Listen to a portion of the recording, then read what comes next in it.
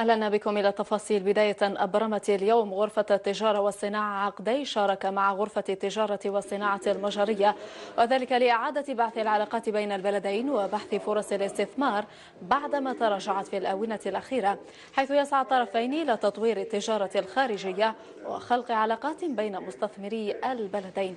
المزيد في ميكروفون إيمان عياش.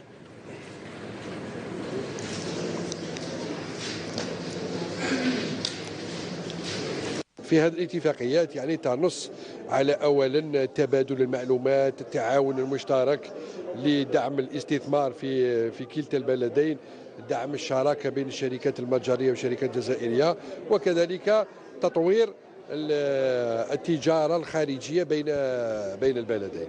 Les échanges sont diminués à la fin des années 80, au début des années 2000. Mais aujourd'hui, on travaille à relancer ces échanges parce que, selon notre expérience, ça a été vraiment bénéfique pour les deux côtés. Depuis 2-3 ans, les échanges politiques se sont multipliés.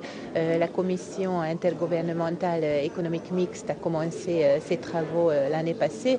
On a signé une multitude d'accords bilatéraux.